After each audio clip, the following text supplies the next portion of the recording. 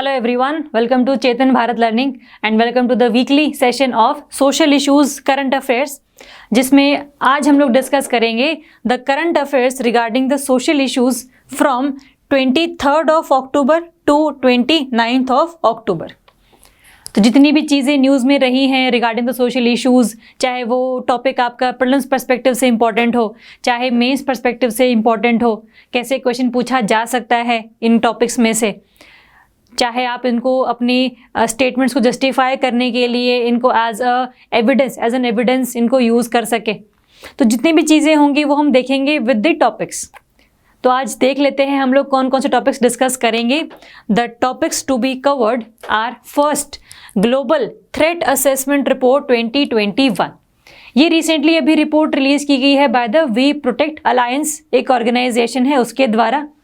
इसने बेसिकली ये बताया है कि किस तरीके से due to technology, due to Covid lockdown, India में या पूरे वर्ल्ड में जो चाइल्ड सेक्सुअल अब्यूज़ के केसेस हैं वो कितने परसेंटेज वाइज बढ़े हैं और क्या उनके पीछे की रीजंस हैं।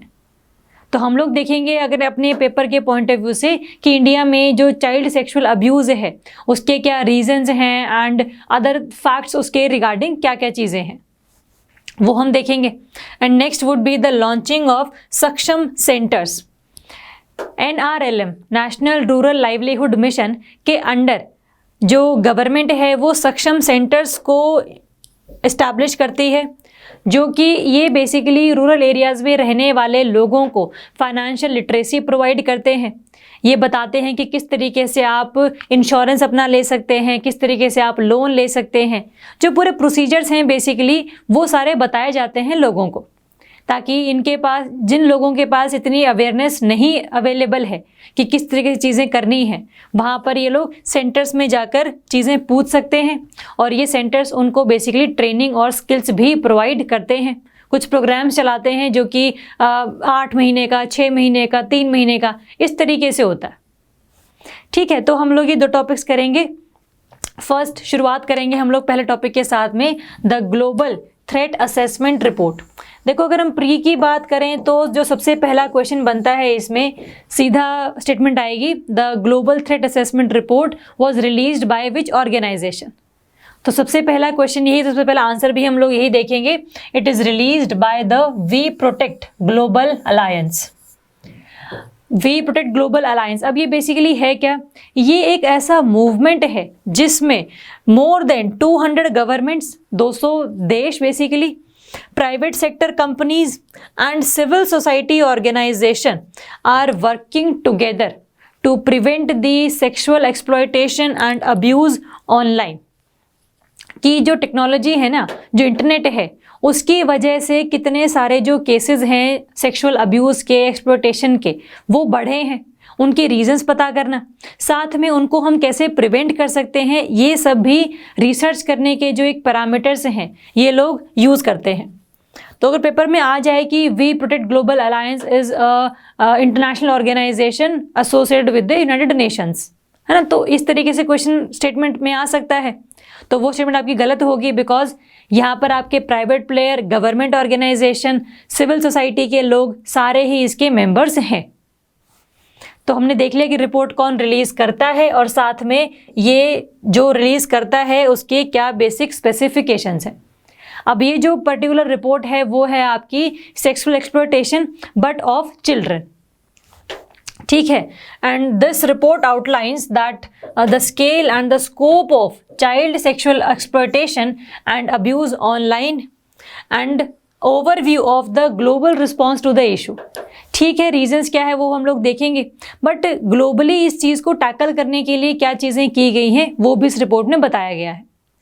अगर हम इस रिपोर्ट का क्रक्स निकालें हल्का सा, तो ये डिफरेंट जो कंट्रीज़ हैं जहाँ पर डिजिटल टेक्नोलॉजीज़ काफ़ी इंक्रीज़ हो चुकी हैं इन द प्रीवियस ईयर्स, वहाँ पर ही ऑनलाइन ज़्यादा एक्सप्लॉयटेशन हो रही है ऑफ चिल्ड्रन। देखो, अगर हम देखें नॉर्थ अमेरिका में तो 71% है, अगर हम देखें वेस्टर्न यूरोप में तो 65% है, अगर हम अफ्रीका में देखें तो 31% है।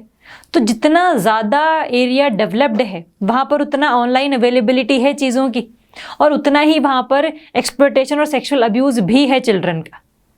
है ना। तो साथ में हम ये लिख सकते हैं कि इसका एक थीम, एक क्रक्स निकल कर ये सामने आया है कि मोर एडवांस टेक्नोलॉजीज़ की इम्प्लीमेंटेशन इन दी कंट्रीज़, और ज़्यादा अमाउंट ऑफ मिसयूज़ जो है टेक्नोलॉजी का वो भी हम लोग यहीं पर देखेंगे। अगर हम इंडिया की बात करें तो इंडिया में, साउथ एशिया में इंडिया कवर होता है, जिसका 50% शेयर है। 50% जो पॉपुलेशन है आपकी यहाँ पर जो है चाइल्ड, जो 50% चाइल्ड हैं, they are sexually exploited from the online, है ना। तो चाहे वो इंटरनेट की हम बात कर लें, चाहे सोशल मीडिया की बात कर लें, तो ये आपको डेटा हल्का सा ध्यान में रखना है डिफरेंट कंट्रीज़ के पर्सपेक्टिव में, ये हम देखेंगे। फिर आपकी इस रिपोर्ट ने बेसिकली बताया क्या है। इस रिपोर्ट का एक ही क्रक्स है कि जब से कोविड लॉकडाउन्स लगे हैं डिफरेंट कंट्रीज़ में, उस टाइम के बाद से हर कंट्री में जो चाइल्ड सेक्सुअल अब्यूज़ के केसेस हैं वो बहुत ज़्यादा मात्रा में बढ़ गए हैं। एक तो ये चीज़, और साथ में एक जो सेल्फ जनरेटेड सेक्सुअल मटेरियल है बाय चाइल्ड, वो भी एक बहुत ही वरिंग ट्रेंड है इस रिपोर्ट के अकॉर्डिंग, कि जो इंडिविजुअल है वो खुद से ही अपना जो सेल्फ जनरेटेड मटेरियल है वो ऑनलाइन अपलोड करता है टू गेट फेमस और टू गेट एनीथिंग, मतलब जो भी रीजंस रहते हैं। तो यहाँ पर ये लोग बताते हैं कि ये भी एक बहुत वरिंग ट्रेंड है, एक जिसको मतलब चिंताजनक विषय है बेसिकली एक ये। तो ये भी इस रिपोर्ट ने हमें बताया।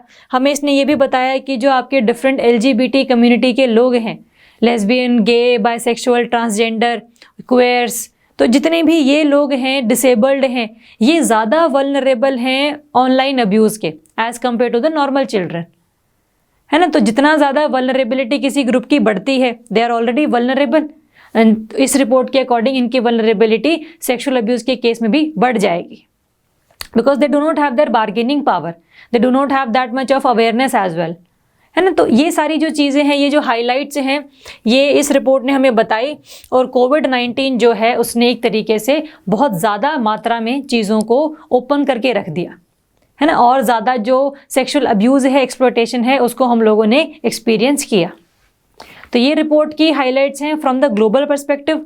अगर हम इंडिया की बात करें तो इंडिया में भी अगर हम बोलें तो there was 106% increase in the reports of suspected child sexual exploitation to its global cyber tip line.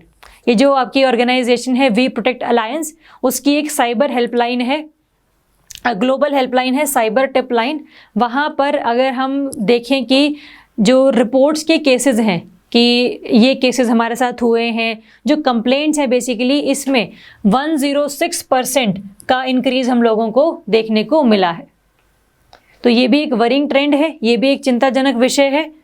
तो ये आप ध्यान रखेंगे कि चाहे इंडिया हो चाहे बाकी और कंट्रीज़ हो, वहाँ पर चाइल्ड सेक्सुअल अब्यूज़ और exploitation during the lockdown increase हुआ है। That is the crux and theme of this topic. अगर हम बात करें इंडिया में, what are the problems related to the child sexual abuse, कौन कौन सी प्रॉब्लम्स हैं जो कि हम लोग फेस करते हैं, क्यों है ये चाइल्ड सेक्सुअल अब्यूज़ की का इशू हमारे देश में या फिर बाकी और कंट्रीज़ में। जैसे for example first is the multi layered problem.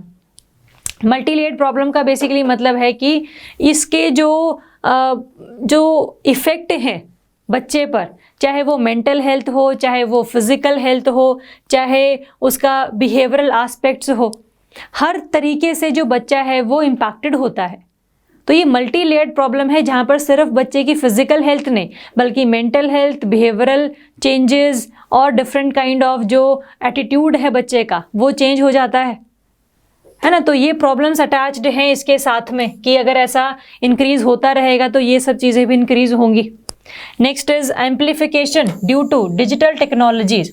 जैसा कि हमने डिस्कस किया कि जितनी ज़्यादा टेक्नोलॉजीज़ अवेलेबल होती हैं उतना ही जो एक potential for misuse of that technology वो भी इंक्रीज़ होता है।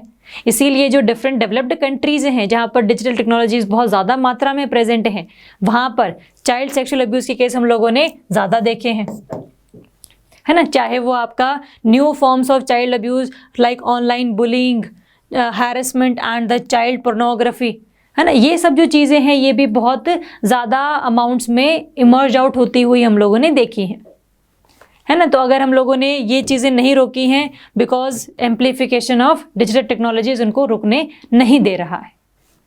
एक ये चीज़। साथ में इनइफेक्टिव लेजिस्लेशन, अगर हम इंडिया के पर्सपेक्टिव में बात करें तो इंडिया में चाइल्ड सेक्सुअल अब्यूज़ को रोकने के लिए there is an act, protection of children against sexual offences act 2012, POCSO act इसको हम बोलते हैं। बट इसमें कई सारे लकूनाज हैं, जैसे for example low conviction rate, जो आपके जो सस्पेक्टेड हैं, वो जो अक्यूज्ड हैं, उनको कन्विक्ट ही नहीं किया जा रहा, बहुत लेट डिसीजंस आ रहे हैं। जैसे for example judicial delays. Normally क्या होता है कि इस एक्ट में बोला है कि विद इन 1 ईयर आपको प्रॉब्लम को सॉल्व करना है, केस को सॉल्व करना है। बट कई बार 1 साल से ज़्यादा, 10 साल, 5 साल, 6 साल, इतने सारे टाइम लग जाता है। तो again justice delayed is justice denied. तो ये एक इशू है कि इस लेजिस्लेशन को आपने इम्प्लीमेंट तो कर दिया, बट इसमें लो कन्विक्शन रेट है, आप फैसला सुना ही नहीं पा रहे हैं, जुडिशियल डिलेज हैं, अनफ्रेंडली टू चाइल्ड है। इस एक्ट में लिखा हुआ है कि जो भी डिफरेंट पुलिस स्टेशंस होंगे या आपका कोर्ट कॉम्प्लेक्स होगा, वहाँ पर जो है चाइल्ड फ्रेंडली इंफ्रास्ट्रक्चर होना चाहिए। चाहे वो प्रोसिक्यूटर्स की बात हो, चाहे वो आपके जो मतलब जो पूछने वाले हैं सेंसिटाइज्ड तरीके से पूछें, सेंसिटिव इन्फॉर्मेशन अगर बच्चे से लेनी है तो, है ना। तो ये जो बच्चे चाइल्ड फ्रेंडली जो इंफ्रास्ट्रक्चर है वो आपको डेवलप करना पड़ेगा। बट अगेन लिखा तो इसमें हुआ था, बट मैक्सिमम जो है दैट की more of the procedures during this POCSO act की hearing is kind of unfriendly to child. तो ये भी एक रीज़न रहता है कि हम लोग इसको ढंग से इम्प्लीमेंट नहीं कर पा रहे हैं। And specially laws that focus on biological age and not mental age, है ना। कई बार बायोलॉजिकल एज थोड़ी सी ज़्यादा होती है बट मेंटल एज कम होती है। तो ऐसे बच्चों को केस टू केस हम लोगों को थोड़ा सा ट्रीट करना चाहिए, तभी जाके वो अपनी जो प्रॉब्लम है वो हमारे साथ शेयर कर पाएंगे, तभी वो ट्रस्ट बिल्डअप हो पाएगा बिटवीन चाइल्ड एंड द जज and the child and the lawyer, है ना। तो ये सारी जो चीज़ें हैं ये हम लोग नहीं कर पा रहे हैं, इसीलिए जो चाइल्ड सेक्सुअल अब्यूज़ है वो अभी भी हमारे इंडिया में काफ़ी ज़्यादा मात्रा में फैला हुआ है ना। तो ये तो है इंडिया के रिगार्डिंग रीजंस कि क्यों अभी तक है। बट वे फॉरवर्ड क्या है, आप किस तरीके से चीज़ों को ठीक कर सकते हैं। जैसे for example the comprehensive framework is required, जहाँ पर जितने भी आपके बच्चे हैं, है ना, द रिपोर्ट कॉल्स अगर हम इस रिपोर्ट की बात करें, इसने ये बोला है prioritising the prevention activities against abuse, कि हमें ना बेसिकली चीज़ों को पहले प्रिवेंट करना है, लोगों को सेंसिटाइज करना है, लोगों को या बच्चों को उनके राइट्स के बारे में बताना है, उनको चीज़ों के बारे में सेंसिटाइज करवाकर उनके जो मतलब डिफरेंट व्यूज़ एंड पर्सपेक्टिव्स हैं वो हम लोगों को लेने हैं। जब हम पूरे स्टेक होल्डर्स से डिस्कस कर लेते हैं, उनको उनके राइट्स बता देते हैं, तभी जाकर हमारी पॉलिसी बढ़िया तरीके से इम्प्लीमेंट हो पाती है ना, हर पैरामीटर पे। तो we need prioritising prevention activities against abuse, we have to create the safe online environments for children and with a role to protect children to work together dramatically improve the response. वही है, जितने भी आपके stake holders हैं उनको अपनी responsibilities पता हो, उनको अपने रोल्स पता हो, तभी साके जो सारी चीज़ें हैं वो एक बिल्कुल एफिशिएंट मैनर में हम लोग डील कर पाते हैं उससे, है ना। तो the framework should be very comprehensive, बहुत इंक्लूसिव होना चाहिए, सभी का रोल आपको इंश्योर करवाना है। And next is the multi stakeholder approach, चाहे वो पेरेंट्स हैं, चाहे वो स्कूल्स हैं, चाहे कम्युनिटीज़, चाहे NGOs या फिर लोकल गवर्नमेंट, चाहे पुलिस है, चाहे लॉयर है, सभी स्टेक होल्डर्स को साथ लेकर आप चलेंगे तभी चीज़ें बढ़िया तरीके से हम इम्प्रूव कर पाएंगे, है ना। तो एक फ्रेमवर्क बनाओ कि कैसे चीज़ें करेंगे, सभी लोगों को पार्टिसिपेट करवाओ और तब जाके जो चीज़ें इंप्लीमेंट आप करेंगे वो लॉन्ग टर्म के लिए जो है वो बढ़िया बेनिफिशियल रहेंगे। ठीक है, तो हल्का सा इस रिपोर्ट के बारे में क्या इसका डेटा है, इंडिया के रिगार्डिंग क्या डेटा है, what is the limitation of different POCSO act, way forward क्या है, ये हम लोगों ने डिस्कस कर लिया है। ठीक है, नेक्स्ट टॉपिक हम लोग करेंगे द सक्षम सेंटर्स। अगर हम सक्षम सेंटर्स की बात करें तो इनको हम क्या भी बोलते हैं, the centres for financial literacy and service delivery. अब इसके नाम से ही क्लियर है कि एक ऐसा सेंटर है जहां पर आपको फाइनेंशियल लिटरेसी का बेसिकली मतलब क्या है, इंश्योरेंस लेना, पेंशन्स प्रोविजंस के बारे में पता होना, है ना, जो आपकी और स्किल्स डेवलपमेंट के लिए कोई भी अगर स्कीम चल रही है तो वो पता होना, बैंक से लोन कैसे लेना है उसके बारे में पता होना। तो जितना भी फाइनेंशियल सिस्टम के बारे में आपको जानकारी चाहिए है, जो आपकी डेली लाइफ में आप यूज़ कर सकते हैं, उसके बारे में जानकारी देना।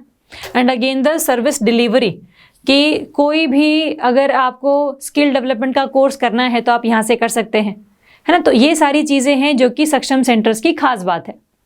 और ये न्यूज़ में इसीलिए था क्योंकि अभी एज अ पार्ट ऑफ आज़ादी का अमृत महोत्सव जो कि हम लोग मना रहे हैं, हम लोगों ने टोटल 152 जो सेंटर्स हैं वो लॉन्च किए हैं इन डिफरेंट 13 स्टेट्स। अब कितने लॉन्च किए हैं, कितने स्टेट्स में लॉन्च किए हैं, ये इतना इंपॉर्टेंट नहीं है। आप चाहो तो उसको छोड़ सकते हैं, कोई दिक्कत वाली बात नहीं है। बट इम्पॉर्टेंट ये है कि जो सक्षम सेंटर्स हैं वो बेसिकली हैं क्या, उनके बारे में इंफॉर्मेशन।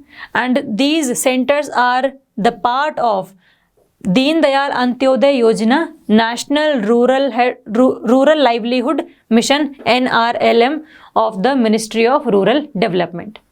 तो स्टेटमेंट में सीधा क्वेश्चन इस तरीके से पूछा जा सकता है कि जो सक्षम सेंटर्स हैं वो कौन सी मिनिस्ट्री के अंडर आते हैं, कौन से मिशन का ये पार्ट है। तो हल्का सा आपको आइडिया होना चाहिए कि क्या इसके बारे में थोड़ी सी फैक्चुअल इन्फॉर्मेशन है। ठीक है, ये आप ध्यान में रखेंगे।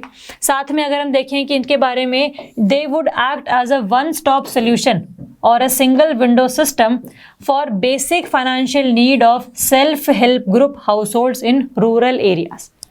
ठीक है, सभी इनकी सर्विसेज का बेनिफिट उठा सकते हैं, कोई दिक्कत वाली बात नहीं है। बट ये स्पेशली हैं आपके सेल्फ हेल्प ग्रुप्स को लेकर।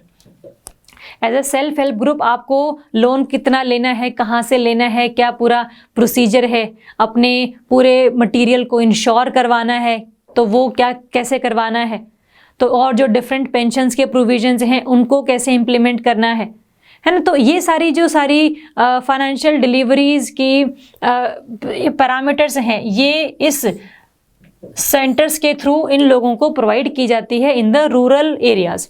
अब नाम ही आपका नेशनल रूरल लाइवलीहुड मिशन है तो बेसिकली हम रूरल एरियाज की ही बात कर रहे हैं, ये आप मान के चलेंगे।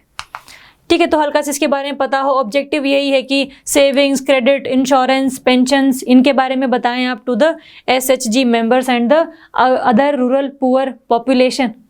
ये हम डिस्कस कर चुके हैं। Managed by, these centres are managed by the SHG network, self help group network, और जो खास करके आपका क्लस्टर लेवल फेडरेशंस हैं उनके लेवल पर हम लोग इसको इम्प्लीमेंट करवाते हैं, जहाँ पर जो डिफरेंट सेल्फ हेल्प ग्रुप हैं उनका हम एक क्लस्टर बना देते हैं कि इस एरिया में 5 सेल्फ हेल्प ग्रुप हैं और जब भी हम कोई स्किल लॉन्च करेंगे, इनिशिएटिव लॉन्च करेंगे तो हम लोग इन्हीं पूरे 5 SHGs पर ही फोकस करेंगे। तो that is the cluster level based approach and with the help of trend community resource person. ऐसे कम्युनिटी में रहने वाले लोग जिनको थोड़ा सा ज़्यादा पता है चीज़ों के बारे में, थोड़े ज़्यादा पढ़े लिखे हैं या बाहर से पढ़कर आए हैं, तो ऐसे कम्युनिटी रिसोर्स पर्सन की हेल्प से हम लोग इस पूरे एरिया में इस सेंटर्स को चलाते हैं, है ना। तो ये आप हल्का सा ध्यान में रखेंगे इसके बारे में। अगर हम ये तो सेंटर्स की हमने बात कर ली, अब हम बात करते हैं इस स्कीम की, नेशनल रूरल लाइवलीहुड मिशन। ये क्या कहती है? This mission was launched in 2011 June by the ministry of rural development and it is a centrally sponsored programme. सिर्फ सारा पैसा सेंटर की तरफ से नहीं आता, कुछ पैसा सेंटर देता है, कुछ पैसा स्टेट गवर्नमेंट्स देती हैं। क्या रेशो है ये इतना इम्पोर्टेंट नहीं है, फिर भी हल्का सा 60-40 जो है वो नॉन हिली स्टेट्स के लिए,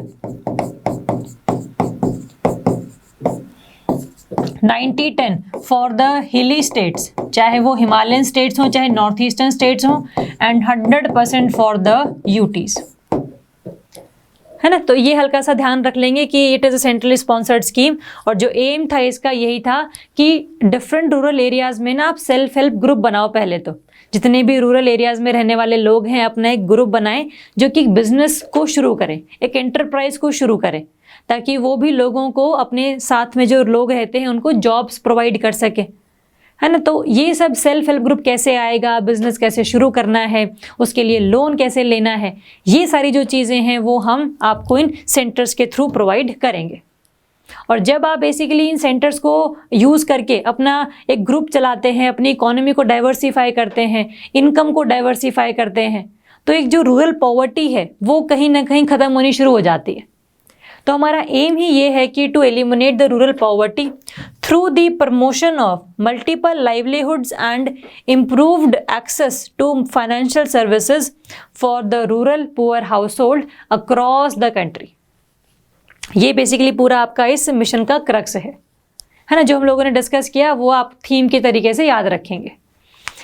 इसमें कुछ फंक्शनिंग है, फंक्शनिंग कैसे करते हैं ये basically they function under through the community professionals in the spirit of self help group. जो बेसिकली यहाँ पर ना कम्युनिटी की पार्टिसिपेशन है वो बहुत ज़्यादा इंपॉर्टेंट है, इसीलिए ज़्यादा जो कम्युनिटी है उनको हम लोग इनकरेज करने के लिए, उनको स्किल्स प्रोवाइड करने के लिए भी थोड़ा सा ज़्यादा काम करते हैं, क्योंकि ये ही रिस्पॉन्सिबल है for the implementation of different schemes under this mission. तो यहाँ पर हम कम्युनिटी की बात करते हैं, साथ में हम लोग इनके ट्रेनिंग करवाते हैं, कैपेसिटी बिल्डिंग पर फोकस करते हैं। We facilitate the micro livelihood plans, छोटे से छोटा जो बिजनेस है हम उसको सपोर्ट करते हैं। Enabling them to implement their livelihood plans, किस तरीके से वो इम्प्लीमेंट कर सकते हैं। इन सब चीज़ों में बहुत ज़्यादा जो सुधार देखा गया है आफ्टर 2011 इसकी इम्प्लीमेंटेशन के बाद। तो it is considered to be a very successful mission. ठीक है, तो ये जो रूरल पुअर लोग हैं, पुअर पॉपुलेशन है, उनकी लाइफ को सुधारने के लिए, लाइफ को इम्प्रूव करने के लिए बहुत बड़ा रोल इन लोगों ने प्ले किया है, चाहे वो कम्युनिटी रिसोर्स पर्सन्स हों, चाहे आपके सक्षम सेंटर्स हों। तो इट इज़ आप कह लो कि सक्सेसफुल मिशन अभी तक। इम्प्लीमेंटेशन, ये इम्प्लीमेंट किया जाता है in a mission mode by a special purpose vehicle. Special purpose vehicle basically एक ऐसी सोसाइटी, एक ऐसी ऑर्गेनाइजेशन, एक ऐसी बॉडी जो कि स्पेशली बनाई जा रही है for the implementation of this mission, जिसको हम क्या बोल रहे हैं, autonomous state societies. State societies हैं बेसिकली जो कि ऑटोनमस हैं, जिनमें स्टेट या सेंट्रल गवर्नमेंट की तरफ से ज़्यादा इंटरफेरेंस नहीं है ना। तो इस तरीके से ये हम लोग इम्प्लीमेंट करते हैं on a national level, again on the state level, district level, block level and ultimately panchayat level तक भी। तो ये जो पूरी अप्रोच है ये आपकी टॉप टू बॉटम अप्रोच है कि starting from the national to the panchayat level हमने चीज़ों को इम्प्रूव करने के लिए इस मिशन को लॉन्च किया है ना, ये हम ध्यान रखेंगे। साथ में इसके ना कुछ सब स्कीम्स हैं अंडर दिस मिशन, वो इम्पॉर्टेंट है, पेपर में क्वेश्चन इसके रिगार्डिंग आ सकता है कि व्हाट आर द डिफरेंट सब स्कीम्स या उनके ऑब्जेक्टिव्स क्या हैं। फर्स्ट है आपकी MKSP, दैट इज़ महिला किसान सशक्तिकरण परियोजना। अब इसके नाम से ही क्लियर है कि ऐसी फीमेल फार्मर्स जो कि फार्मिंग में इन्वॉल्व हैं, उनकी एम्पावरमेंट के लिए हमें काम करना है कि वो लोन ले सके, है ना, वो फर्टिलाइज़र खरीद सके, वो बाकी जो और रिसोर्सेज हैं एग्रीकल्चर के रिगार्डिंग उनको खरीद सके। तो यहाँ पर हम बेसिकली फीमेल फार्मर्स को इंक्रीज़ करने की बात कर रहे हैं और उनकी इनकम को इंक्रीज़ करने की बात कर रहे हैं, ताकि जितने भी उनके इनपुट कॉस्ट है वो कम रहे और जो रिस्क टेकिंग कैपेसिटी है उनकी थोड़ी सी बढ़ जाए। तो ये एक सब स्कीम है अंडर दिस मिशन। फिर है आपका SVP and AGEY। SVEP is basically the startup village entrepreneurship programme. यहाँ पर यही है कि जो डिफरेंट एंटरप्रेन्योर्स हैं आपके रूरल एरियाज़ में रहने वाले, उनको हम अवेयरनेस प्रोवाइड करते हैं, उनको हम लोग इन्फॉर्मेशन प्रोवाइड करते हैं to start their local enterprises, कि उसी रूरल एरियाज़ में ही वो अपने को इंडस्ट्री खोल सके, ताकि वहाँ रहने वाले लोगों को भी थोड़ा सा जॉब अपॉर्चुनिटीज़ अवेलेबल हों। That is under SVEP and AGEY is the आपका आजीविका ग्रामीण एक्सप्रेस योजना। एक्सप्रेस योजना है बेसिकली आपका ट्रांसपोर्ट का एक सिस्टम है, जहां पर आप कोशिश कर रहे हैं कि जो कम्युनिटी मॉनिटर्ड रूरल ट्रांसपोर्ट है उस सर्विस को आप इंक्रीज़ कर सकें, ताकि जितने भी रिमोट विलेजेस हैं उनको आप कनेक्ट कर सकें। और ये ट्रांसपोर्ट सिस्टम होगा कैसा, कम्युनिटी मॉनिटर्ड होगा। ये जो कम्युनिटी है उसी की ही बसेज हैं, उसी के ही और डिफरेंट मेथड्स ऑफ ट्रांसपोर्ट हैं। तो इसके लिए भी हम लोग कोशिश कर रहे हैं अंडर दिस आजीविका ग्रामीण एक्सप्रेस योजना, जो कि आपका 2017 में लॉन्च किया गया था एज अ सब स्कीम। जो ये पूरा मिशन 2011 का है, बट ये सब स्कीम आपकी 2017 की है, ये हम ध्यान रखेंगे। नेक्स्ट है इसमें आपका DDU-GKY, it is the Deen Dayal Upadhyay ग्रामीण कौशल्य योजना। कौशल्य से बेसिकली स्किल, एक ऐसा प्रोग्राम जहां पर आप रूरल एरियाज़ में रहने वाले लोगों को क्या कर रहे हैं, you are providing them placement linked skills. ऐसी स्किल प्रोवाइड कर रहे हो कि अगर आपको ये चीज़ आ गई तो हम आपको इस इंडस्ट्री में प्लेस कर देंगे। This is called a placement linked skill. आपने स्किल ले ली बट कहीं पर जॉब नहीं है तो फिर क्या फ़ायदा उस चीज़ का, है ना। तो we are focusing basically on the placement linked skills of the rural youth and we are placing them in a relatively higher wage employment sectors of the economy। एक ये इंपॉर्टेंट स्कीम है इसकी। नेक्स्ट है आपके RCETIs, it is the rural self employment institutes. ऐसे institutes जो कि लोगों को स्किल प्रोवाइड करेंगे कि वो खुद से ही अपना कोई बिजनेस शुरू कर सके।